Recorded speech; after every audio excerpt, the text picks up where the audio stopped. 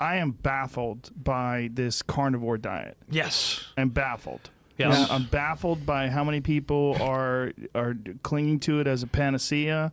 I'm baffled by whether or not it's a physiological effect or whether there's a placebo effect going on. I have a theory. Please. Yeah.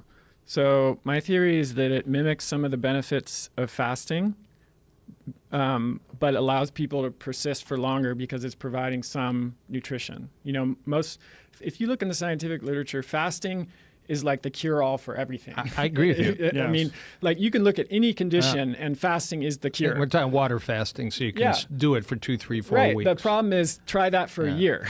You know, Right. That will be the cure for life in that case. The longest example is a year of water fasting. So actually. most people That's are that not. guy that lost, it was Yeah, 300 Yeah, plus he was pounds. extremely Yeah. obese. Right. You know, He he was had a living, lot of energy living, stores to living use off up. of his Right. fat stores. Right. Well, the fascinating thing about that was that he actually, his skin shrank too, Right. which is really... which doesn't usually happen with weight Yeah. loss. So this is just a theory. I have nothing to, Okay. I don't have any evidence, but when meat is absorbed very high up in the digestive tract. And so when you only eat meat, it's a low residue diet and there's nothing left over to irritate or inflame the gut. My theory is a lot of people who are benefiting from this have a really disrupted gut microbiome. Alessio Fasano has argued that leaky gut is kind of a precondition for autoimmunity. And the carnivore diet is essentially like a gut rest or a fast.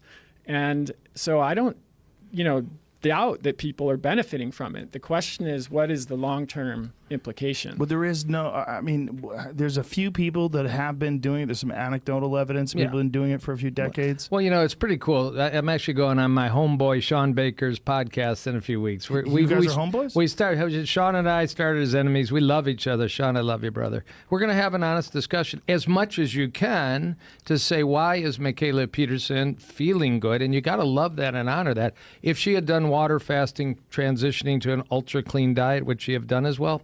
Who knows? But to look at Sean Baker's labs and say pre-diabetic, low testosterone, high BUN, I'm concerned, although he just published his coronary artery calcium scan is 0, and I honor that. He's got little kids. I don't want the guy to drop dead, but, it's way preliminary for the bandwagon that's growing. The problem with the testosterone thing, though, is he said that he had been deadlifting the day before, and the day before he took his test. Could that have significantly decreased his testosterone? Well, he said he repeated it a few times and it stayed low. But if your serum total, it raised quite a bit. It could have. It didn't it raised by 100%. No, it was like 237. I can't memorize his labs, but it's low though. There's plenty of data. If your serum total testosterone is less than 250, it's an adverse mortality predictor. And he wants to be alive. He doesn't need to do it. Mikhaila Peterson and Jordan might need to do it until they find a better path. Mm-hmm. But Sean's adopted it. So there's the biggest puzzle is quickly. One of the things that plant-based eaters and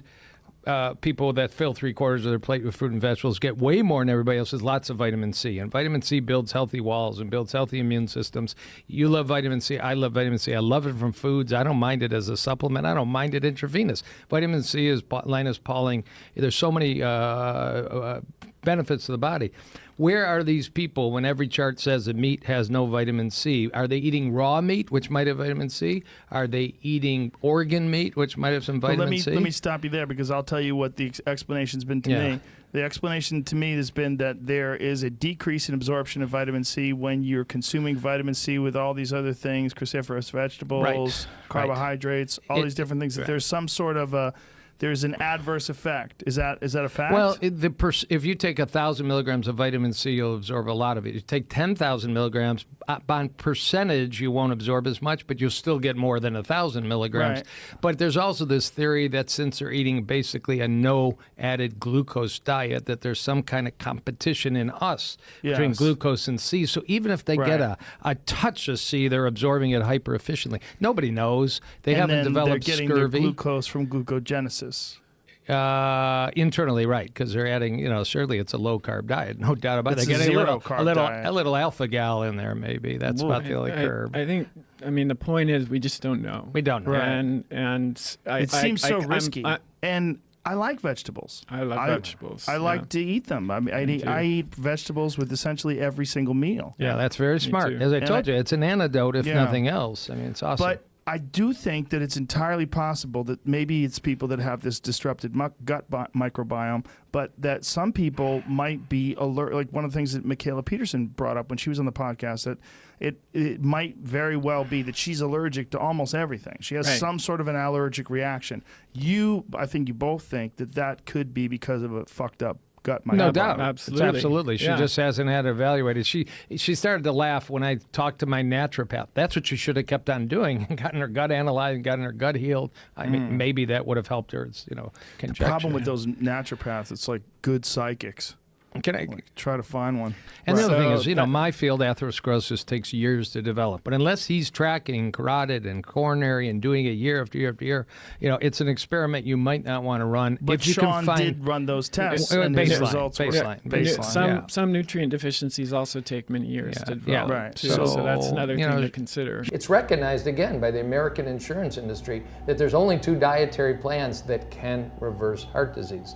There's no meat in those programs. They're plant-based programs. If that's all a plant-based diet could do, reverse the number 1 or 2 killer of men and women, shouldn't that kind of be the default diet to prove otherwise? And the fact that it can also prevent, arrest, and reverse other leading killers like type 2 diabetes and high blood pressure would seem to make the case for plant-based eating simply overwhelming. The British Dietetic Association and the American Academy of Dietitians have both said that a well-planned vegan diet can be a completely healthful and optimal diet for anyone at all stages of life. Every diet requires a little bit of thinking, a little bit of learning some new tricks in the kitchen, maybe learning some new tastes. But a plant-based diet emerges as not only better for blood sugar control, better for your weight, better for your cholesterol, better for your blood pressure, but better in so many ways that we really think that's the thing to recommend.